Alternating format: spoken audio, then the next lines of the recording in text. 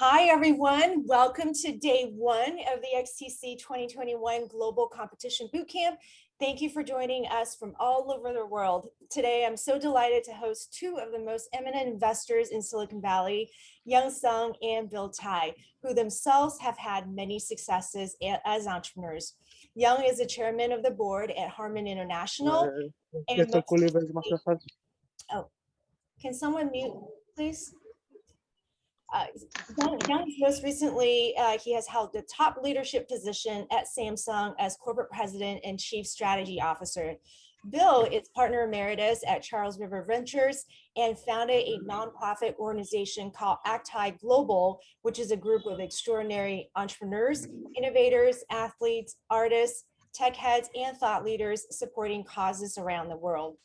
Young and Bill are visionaries and practitioners in how they approach investment and entrepreneurship. Both of them have been early investors in some of the biggest tech companies now, including Zoom, Canva, and Ring. Young and Bill, welcome. I've been looking forward to this conversation. Thank you for hosting us, Victoria. Great. Bill, I want to start a quote from you. Ash, can we take down the screen share, please? Thank you. So Bill, I want to start a quote from you. XTC gives startups the ability to be seen, to be heard, and to build relationships that will carry you far into the future. What was your vision when you conceived XTC years ago? Sure. I think what I saw happening, I've been in venture capital now for 30 years, and over the years, the system of entrepreneurs and capital has gotten more granular. And it became very clear to me that it wasn't really just about money, that it was about community and reach and visibility and getting resources that money can't buy. So this contest is really about that. Great. And Young, what was that impetus that led you to join forces with your good friend Bill to relaunch XTC aligned with the UN Sustainable Development Goals?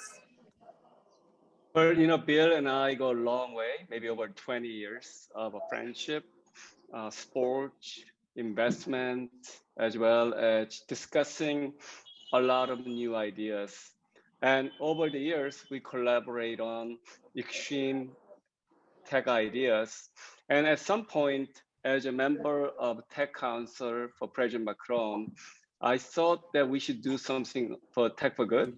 And I talked to Bill, Bill, you know what, we should re-energize our team to think about Tech for Good, see how we can collaborate and really focus on the topics that are imminent in front of us so that we can put our entrepreneurship and corporations to work together to accelerate the innovation journey.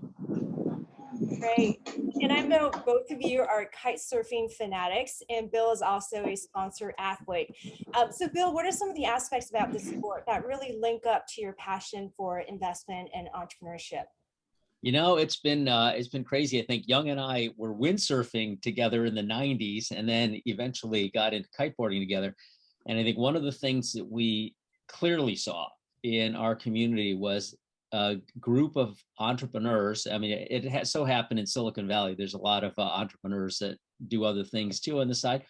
And the people that would be drawn to the sport with us were energetic, passionate, people that could handle a lot of variability and defeat every day and just keep going. And there was a lot of overlap with people that are willing to try and successful entrepreneurs. So I think with that combination, so many wonderful entrepreneurs have come out of our community, whether it was the founder of Ring that Young funded, or the founder of Canva that I funded, or the network of the community held together all on Zoom for the past year. It's just been remarkable, the overlap. Great. Can everybody put themselves on Zoom, or Ash, can you do that, please? Great. And to segue from that, having joined forces and relaunched XTC, as you see that there's a need for a platform to support this kind of purpose-driven innovation, and why is it so important that it exists on a global scale? Young, do you want to take this one? Yeah, sure. I think that everybody, I think there's many entrepreneurs that have great ideas. The question is discovery. How do we discover them? How do we share them? And how do we educate others so that we can all be able to imitate? And also Bill and I believe success bring more success. So we really want to communicate those successful companies to our audience. And we want to really energize the whole startup energy along with sponsors. Sponsors could be UN, sponsors could be companies. And we want to really create a highway of journey where we can be able to discover and explore and be able to communicate that energy. And I think I'm really gratified that Victoria, that this year Tech Challenge has been really wonderful with so many applications. So I think that shows that there is a momentum, people care, and we want to make sure we give them platform so that we can be able to replicate that. Yeah, that's great. Bill, you've been a tech investor for over 3 decades, as you just shared with us, and you've had a legendary record of 22 IPOs, soon to be 23, so I heard. So you've been early in doubling down on huge disruptors, including Zoom, which is ubiquitous now as we're all on it, blockchain, and now DeFi. So I want to shift the conversation about a little bit of forward looking. What excites you as you look ahead? Hi, sorry, my internet cut out. No, I had a great intro for you, which I will repeat. Okay. I was saying that you've just been such a legendary tech investor for the last 3 decades, and had this incredible record of 22 IPOs, and so I heard soon to be 23. So you've been early in doubling down on technologies and huge disruptors, including Zoom, blockchain, and now you've been talking about DeFi quite frequently. So what really excites you as you look ahead? You know, we're in a world of connected everything, you know, and that's been true since the internet, but now we're starting to move from technology that moves kind of electrons, which is what the silicon age and communications equipment age was about, to moving bits, which was what the internet was about, to now moving assets. So you're seeing this explosion of, you know, interest and ups and downs, lots of ups and downs, like we had in the internet too, in cryptocurrencies and NFTs and things like that. But I think it's all an expression of the larger world of data science, where you can model everything in the real world with a digital twin and have them connected to a context-aware cloud. And that's where we are. That's what Uber is. That's what Zoom is. That's what Airbnb is. That's what a cryptocurrency is. That's what an NFT is. So I think, you know, the world of data science has been changing everything for the past 15 years and will continue for the next 40. Mm-hmm. Right, that's really helping us look ahead around the corner as because an investor, you know, you really have to be early, right? And trying to identify the early trends and connecting the dots. Yang, can you talk about some of the new exciting projects that you're working on, and how it really perhaps intersect with what we're doing in XTC? Yeah, I think, you know, Bill talked about the Bill is always early. And I think that to me, Bill and I have a really good conversation because we're defining and discussing things that are not there yet. So we talked about Bitcoin in 2011. So you can imagine it only went $200, and we thought that was really expensive back then. But we had a lot of debates and discussions. So it shows that innovation journey can go on for some time until it becomes something. I think data and AI is really defining where we are going now. And I can tell you, because where I was working Samsung, the amount of structured data and unstructured data doubling every 2 years. So only about 3% of the data is actually analyzed. So you can imagine there's a lot more data that can give us a better insight about our risk management, about our health, about our city, about how we are moving our assets.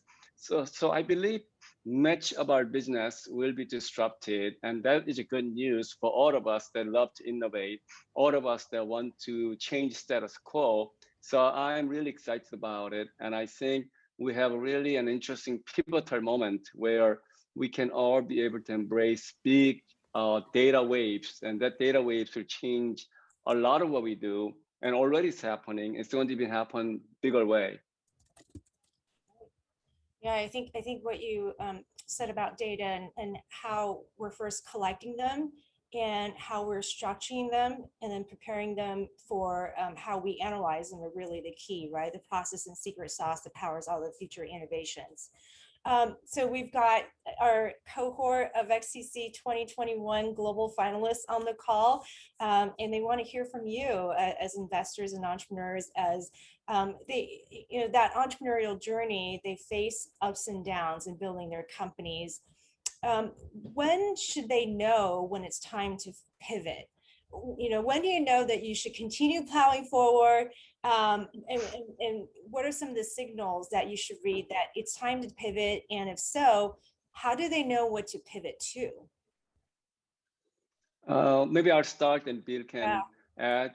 Bill talked about kite surfing earlier, and obviously Bill is the one who actually introduced me to kiting in 2004 November, when I sold my company, and I was basically going to be jobless, right? When you're CEO, you sell your company, actually become unemployed, in some ways, with the golden handcuff. So I was talking to Bill, hey, what do you think I should do? And he goes, we're having a dinner. He gave me this one piece of, I think it was a napkin, very classic Silicon Valley story. And then he goes, instead of talking about startup, he put a surfboard and then kite and then goes, connect those two. That's what you can do. And that to me was a pivotal moment personally, because it really gave me a personal hobby and passion that I've been really enjoying. I made a lot of friends. So that's a personal side. But when it comes to investment and companies, I think that that pivot is really an important part of equation, because whatever you believe today, it may change, and in recognizing those changes. And how do you recognize those changes? Not an easy thing, but sometimes it's a gut. Sometimes the market will tell you that, where you're going doesn't make sense. Sometimes your team will tell you, and the team tell you that we want to do something different. You want to think about this seriously. And then of course, the partners and customers, it doesn't mean they are right, but it is worthwhile to listen. But at the end of the day, listen to your gut and listen to the, what wave you wanna put yourself into. And I think sometimes it's important that companies pivot. When you don't pivot, then you can get swallowed by big waves. Right. And Bill, how do you see that?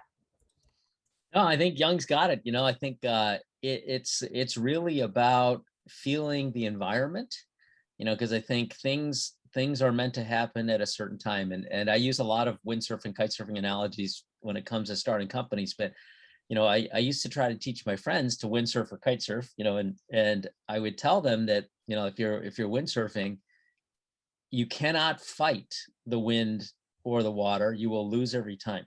So all you are really trying to do is channel the forces of nature. And if you do that well, you just ride waves and it's effortless. And if you're in the wrong place at the wrong time, there is no way to win. So, there's a couple of quotes I used. Everyone's heard the quote, I'd rather be lucky than smart. And I always tell people, hey, being smart is just putting yourself in the path of luck. If you do that every day, life is just about showing up, and it's easy. You make it sound so effortless, Bill, but that's an accumulation of decades of experience. So really nuggets of gold here. I think let's just talk about some of the success stories from your personal investment journey, as well as related to XTC, and just sort of share with us, what are, as you look at hundreds and thousands of companies, what are the key attributes and what are the key proof points that you look for when you decide on whether to back a company or not? So I'll pivot to Young first. Well, thank you, Victoria. I think there's no formula I can tell you. I know decision to invest in Eric Yuan only took me 30 minutes. I had one lunch with him and I said I would invest. So in many ways, Bill and I think we have some good instinct. And I can just use that as an kind of an example. And I think what I liked about it was he knew the usual problems. And then he also was going after the market in different ways. So I think Bill may talk more about that, because I think Bill spent a lot of time on Zoom stories. But what I'm looking is really, I want to go after big market, big pain points. So I use this analogy called NABC, and N stand for need. What are the pain points? What is the market issues that you want to go after? And it have to be big enough that are worthwhile to spend my time. So a lot of times people spend time on A. The A means approach. So most engineers that are in the room, they will spend 99% of their time on engineering. How do you solve the problem before they articulate, is it the true pain points? Does it really solve real issues? And the other thing that people should think about is B. B stands for benefits for you, but or your stakeholders, or your shareholders, or your partners. So think about what makes win-win, and think about how do you build the right partnership. And I think open people don't think enough about ecosystem, and they try to do it their own way, and that's really, really hard. It's better to teamwork, sail together rather than trying to fight. And the last one, C stands for really about alternative options, competition. Are there ways to do it, alternative ways doing it? Then you should think about what you're doing makes sense. So I always exercise any investment I do, NABC. It could be a one pager, but I just want to make sure people think about those dynamics of NABC, not just A, which truly happens a lot with the engineering oriented companies. Yeah, so I'm taking a question from chat. Everybody says that team matters most in a startup, particularly at an early stage. How do you check whether the founders are right for the job? You want who's I happy to take it.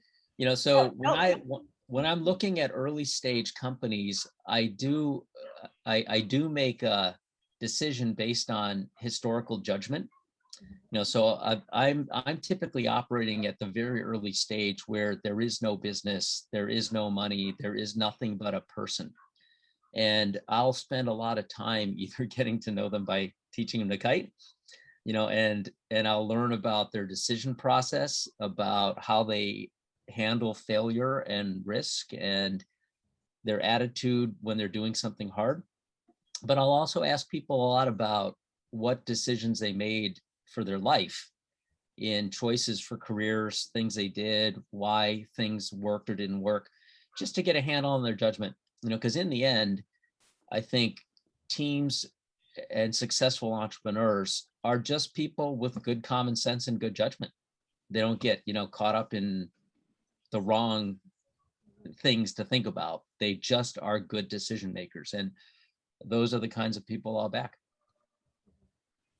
So advice to entrepreneurs on the call, and I'm sure one of the most important objectives of them participating in XTC is to network and get to know more investors and open up those doors.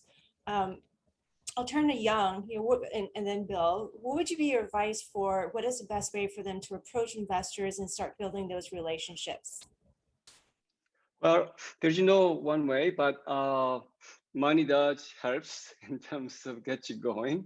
So, but I think you need to really articulate your idea. There is a lot of money out there, in my view. So it's a question of, not all money is created equal. So find the smart money that can help you to go further, because every dollar is same in many ways same, but actually the advice can make huge difference.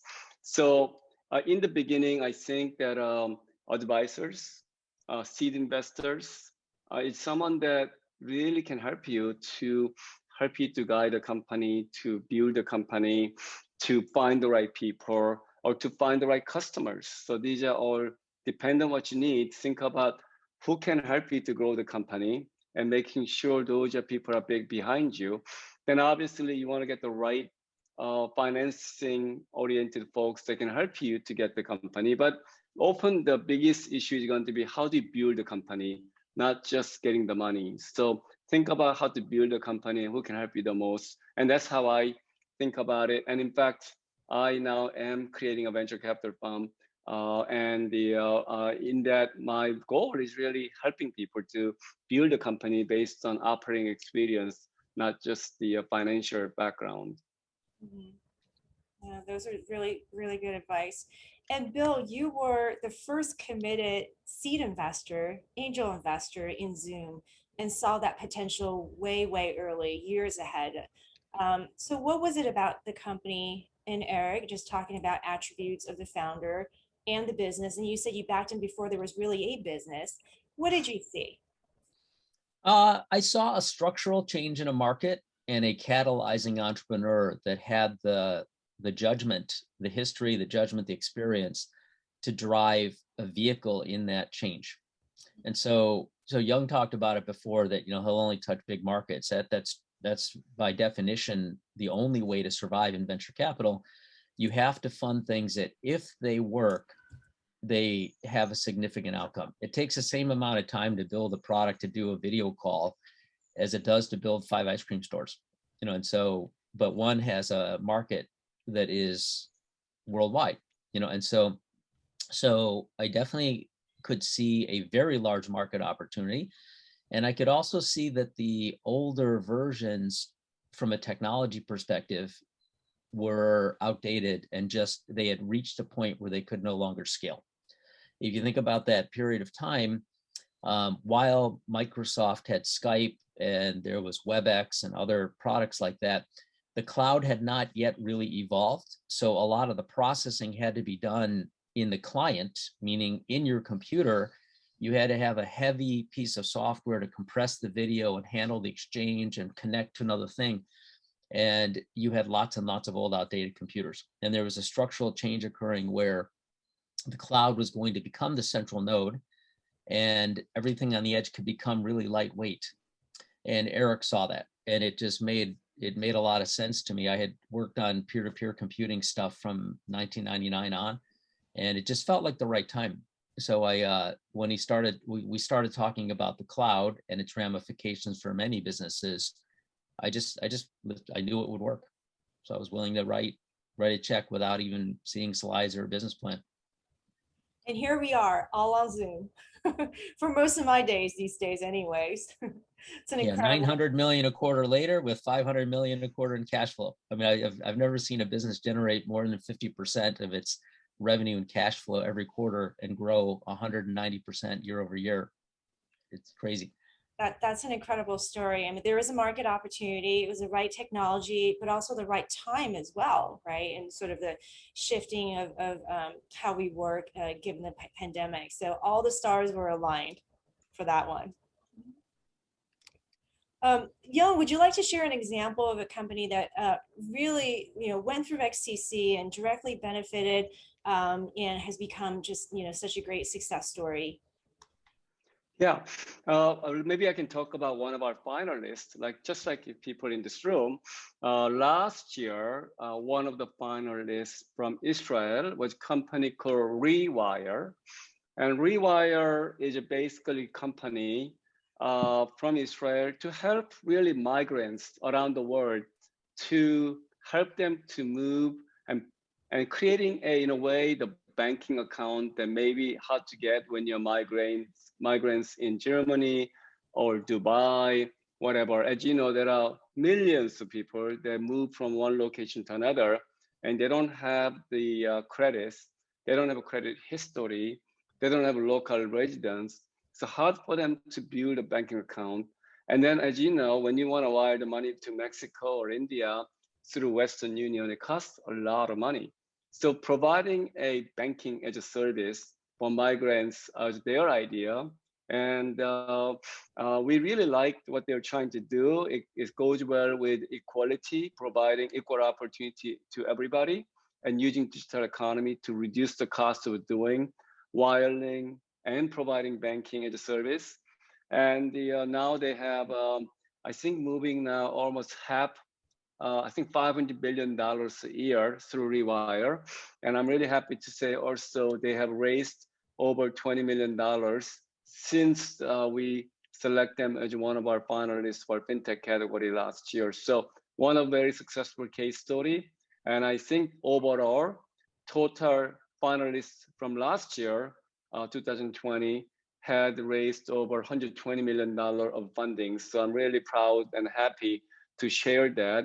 And I'm hoping many of you in this room that are virtually meeting can also get the similar benefits through exposure, through learning, and being able to make an impact. Yeah, and I want to get to maybe one or two more questions before we open up the floor. I've got I see chat going. So let's talk about another example as well from earlier version of XTC. Bill, want to hear about the story of Doctor on Demand and how has Doctor on Demand, the founders, utilized the XTC organization to propel them forward? And how could that be an inspiration to the finalists on the call today? Yeah, actually, and I'm going to digress and talk about two of them briefly, but I will mention Doctor on Demand, but I think more appropriate might be Canva. Yeah, so Doctor on Demand was the winner of one of our prior XTC contests, and they went on to grow. I think they've raised over $240 million. The raising money is not the goal. That's so it's not they're successful because they raised money. A lot of money has come in to drive the wave of telemedicine, and they are among the leaders in the space. You might know Teladoc. Teladoc got public before them. It's worth about $20 billion. So Doctor on Demand came out of our contest about 6 years ago, ramped with lots of visibility from the contest, raised an incremental $70 million round out of that contest, and is on its path to go public now. I will also mention Canva, which might actually be more appropriate to this group, because I'll bet half of the startups on this call probably use Canva. Canva, like many of you on the call, was founded by a person not based in the United States. She was a 20-year-old girl making high school yearbooks out of her mom's living room when I met her in Perth, Australia, which is a very little town in the far western corner of Australia, in a remote place, kind of probably like where a lot of you are. Remote places relative to Silicon Valley.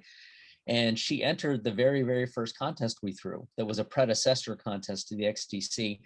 She ended up raising money from our community. And as I had said before, the contest was all about bringing things that money can't buy. So how do you get an entrepreneur an audience for what they want to do? A little bit of starting capital, the ability to scale at low cost, and advisors, most importantly, advisors that they wouldn't normally have touch points with, because a girl in Perth, Australia was not native to Silicon Valley, and no one would take her seriously until she raised money from our crowd. And then sure enough, she got thrust into the limelight, was able to hire, was able to get more capital, and today they're at a $50 million a month run rate and worth $15 billion. It's been a profitable company for 3 years, 40% EBITDA, very close to Zoom, in fact, in financial profile. So I think the contest, that's what it's about. You're going to meet people in these boot camps. They're virtual today. We used to do them physically, but entrepreneurs can learn from each other. And in the process, that cluster of entrepreneurs, because we're screening, obviously, you guys all know there were 3,700 applicants. You're the cream of the crop on this call. This group of people is going to be highly attractive to venture capitalists, to other people that are looking for innovators in their fields. People are going to want to meet you because you're part of a community that's important. And so with that, there's a way to catalyze lots of activity if we build the community and keep helping each other. So that's a couple of stories. And I would say it's such a pleasure and an honor to be on this journey with both of you, Young and Bill, to help build and scale XTC forward. So it's been super fun and excited about the path forward. So let me just open up the floor for questions right now. We've got, let's see, Susanti. You want to unmute yourself and ask your question? Hi, thanks. Hi, Young. Hi, Bill. I'm Santi from Indonesia, from Bootcamp. Yeah, I want to ask you, there's some people saying that investing in company who drive to making social impact mean you investing in less money generating company. What do you think about that? Thanks. Yeah, I think this is why we're doing what we are doing. I think in the past, when you say you're doing things like UN 17 sustainability-driven initiative, people automatically assume it means they're less return, not as successful. And there's a lot of bias that are built in. And obviously, we want to address those bias by showing up very successful companies. And I also know that success brings more success. So we need to show that people that are in this room that you can be able to make a punch. And at the end of the day, we also know what you're doing. It will have a huge impact. And it's not guaranteed, of course. And I know it's a journey. And through that journey, more and more people will join and build a network, like Bill was saying. And through that learning, I think we are going to be better people. And in the process, we'll be better entrepreneurs. And innovation does not have a boundary. It does not recognize color. It does not recognize nationality. So I think today, thanks to cloud and mobility, and it can really come from anywhere, which is really exciting to me. So I'm hoping all of us in the world can be able to make an impact together. And how we learn from each other is key. And this is why we are doing our Extreme Tech Challenge, the ways to share, ways to exchange, and ways to showcase the success. Great. Carol, you had a question? Yes, thank you. So You want to state your company as well? yes, I'm Karol. I'm from Poland, and I represent Skriware. I'm CEO of Skriware. With an edtech business essentially. But my question refers to a problem that I often see. I also do a part-time mentoring myself. I've learned, I've done a lot of mistakes, and I try to learn as much as I can and also share with others. So what I see is that people are not that motivated to open ambitious businesses that solve, as far as I'm concerned, really pressing challenges. Like XTC is standing for the right cause. That's why I decided to join. But my question is, how can we incentivize, the new generation of founders to really follow and solve like these generation defining challenges, huge problems that we have to face. As they say, every generation has its own war. I believe we have a war that we need to face on climate, on changing the education for good finally, because we are really wasting a lot of resources like water, like food, and all of that. So how can we incentivize the new generation of founders to really follow that and not go for like low-hanging fruits of many, crypto space and all of that? I think this is just a sort of non-relevant to what we have to do at this stage. Carol, I think it's I love your passion about this. I've thought the same thing for quite a while, and I have to say that I'm very pleased to see this bubbling up in the new generation of this desire to drive fundamental structural change that did not exist when I was your age. And it didn't exist at the grassroots level, and it definitely did not exist in the venture capital industry. And I think there was a kind of a tough period in the 90s and 2000s where a lot of the firms, the big name firms, started to invest in, clean tech stuff, but the approach was wrong and the timing was wrong. And it produced pretty bad results for really big name firms trying to do things in very capital intensive industries. And what I've observed today is that we're now at a point. So if you think about a Venn diagram, so two circles where there's potentially very profitable businesses and sustainability oriented things, those were kind of separate circles. And now they are touching each other. And that intersection is creating a flashpoint like we have not had ever before historically in market valuation. So when you look at companies like Tesla or Beyond Meat, the PE multiples, or I should say price to sales multiples, because some of them don't have earnings, the multiples on those businesses are enormous because the capital markets today recognize that unless something is done that's good for this planet may not exist. And so there is an oversized reward going to entrepreneurs in this group that are trying to drive that fundamental structural change. And I think that is the missing piece that is going to allow the capital to flow to this next generation that has had that passion because they see it. And I think, the older generation doesn't see it, but you're starting to see now public companies now have to include in their 10Q, 10K or other the financial reporting the things that they are doing to support sustainability. So I think now the system is finally catching up to reality, and the capital markets are flowing, the human resource is already there, and it's about to get unlocked. So I think the timing of this contest and Young taking it to a next level by making it scalable is perfect. It's like, you know, we worked on Zoom when it was a little baby company, and it was getting prepared the whole time without knowing it for COVID. Well, this contest has been the same thing for, like, I don't know how many years it's been around, but it's been around for a long time, just bubbling up, bubbling up, bubbling up, waiting for that moment. And that moment is now. Very inspiring. Thanks for your question. Andreas, you've been patiently waiting. Yes. Well, thanks a lot. It's a great event. I'm Andreas, CEO of Proteona, which is a single-cell precision medicine company from Singapore, but also Germany and California. So for the companies that I've founded and the one that I'm running right now, I organize fireside chats from time to time and try to grab the most successful founders or CEOs and ask them just one question as motivation basically for my team, which is, where did you really screw up at the beginning of your now super successful company? So it would be great if you could also share like something where you really screwed up and somehow figured out actually for the benefit that it actually worked out fine. I will give you one example, Andreas. And this is a company that I was involved. So it's a story that actually you can all relate to a bit too.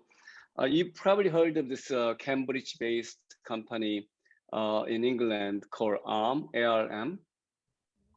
And ARM is a IP company for processors. And it actually began as a project to support a first pen-based tablet for Apple in year 1991. And so it was not a IP company, but actually a product company tried to do chips. But what happened is that when it first came out, called Newton, I don't know, you guys not be old enough to know, but this Newton thing came out. It didn't have enough power and performance, so they have to stop the project. So Newton never got to the market. So what do you do when you develop this processor that are low power, that are pretty advanced, and they were stuck with it, and either they have to shut the door or they have to do something else. And what they have done is they decide morph their company from a chip company to IP company and work with Nokia at that time to provide IP for the cellular phone. It turned out cellular phone became very big in 1990s. And as you know, Nokia was king of the flip phones and everything else. And with that wave, actually, ARM became fairly successful in low end, but still the high end was Intel and other processors. But today, as you know, every single mobile phone that are built, smartphones, almost 1.8 billion phones a year are based on ARM. And so it's a phenomenal change, but company was almost dead. They have to really make some decision. And I will give a credit to Robin Saxby. At the time, he was a CEO.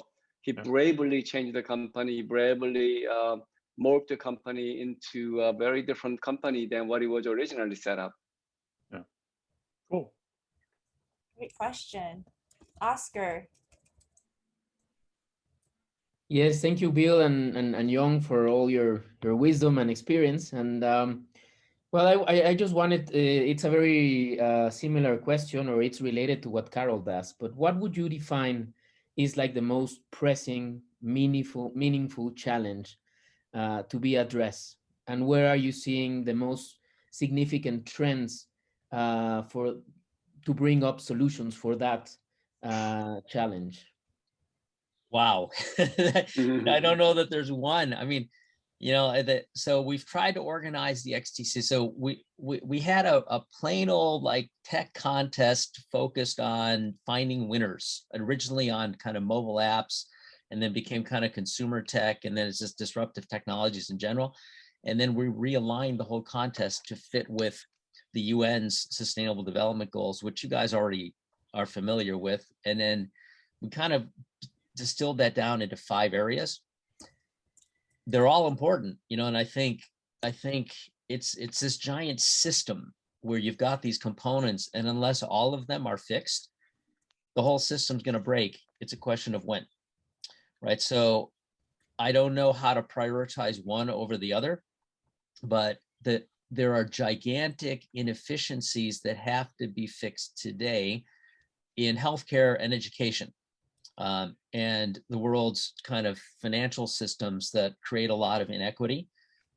Those seem to be tactically things where you can apply energy and build businesses that look pretty like regular, that don't have to be called sustainable, but they are in some ways. There's other areas that get neglected because there's not obvious immediate economic impact. And I think those are more around the climate and environment.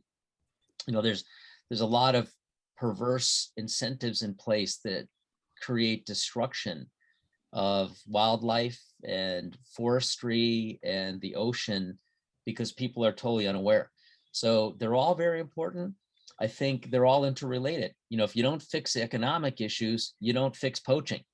If you kind of highlight poaching, you can't make money on it. So it's sort of the whole thing's got to be addressed at the same time. So I think the UN's Sustainable Development Framework, it's a great framework.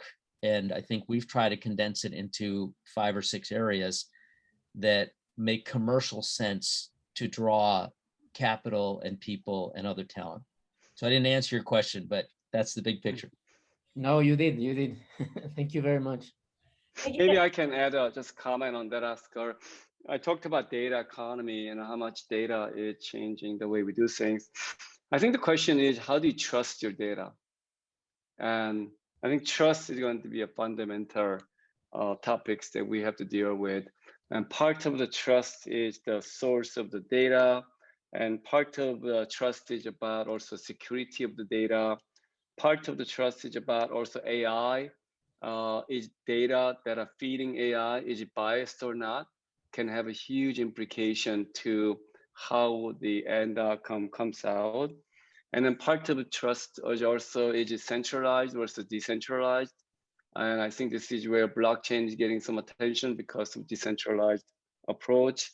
And then part of also trust is how efficient that data generation is. So I think there's a lot of opportunities to make the trust part more real. And I think there's a lot of work to be done. Right. Thank you. Thank you, Young Bill. We're down to the last 2 minutes, so I want to go rapid fire. Young and Bill, how do you hope and how should the finalists on this call take advantage of their participation in XTC and get the most value out of this community? You know, it really is, you said it, it's community, right? I think I found that in the prior instantiations of, years of the contest, the entrepreneurs that really rose up out of the crowd were the ones that really networked the best, because I think we live in a world today of highly distributed resources, and the people that have access to those are the ones that, the ones that can gather them up virtually. It used to be resources were locked in these silos, and now, you can live in existence on Zoom like me, where I tell people that my life is kind of like I've got this gigantic spider web of people connected to me holding hands, and all I have to do is hang around and wait for a vibration. And then I just go run over and check it out. And if it's interesting and I say, hey, we should come here, then all the other spiders come running and they help the one that makes sense at the time. And so I think you cannot live in isolation anymore. It's really about the ability, especially at the start of a company in its early infancy, you're threading together your web of resources that you do not own. And you're trying to squish that into a ball that has substance. So take advantage of the other people on this call, get to know others, learn from other people's mistakes, draw resources from people that have them, that are interested in this community. It's all about community. Young, your final. I think that's great. I would share the same thing. The only other advice I give is, as you know, when you're CEO of any startup, there are many data you have to deal with. So as an engineer, I would always say, think about signal to noise ratio. There is a real signal among a lot of noise. And eventually you have to really figure out what's important to you will matter a lot. So focus on signals that matters to your company and build the ecosystem around it. Thank you. And we could have talked for hours, but thank you for a great conversation. And thanks for everybody joining on the call today. Bootcamp resumes next Monday. Don't miss it. Join us for more great speakers and great programs. And we look forward to seeing all of you then. So on behalf of the entire XTC team, thank you so much to everybody joining across the world. Have a good rest of your day. And special thanks to Young and Bill. Great. Thank you, guys. Have a great weekend. Peace. Yeah. Thank you.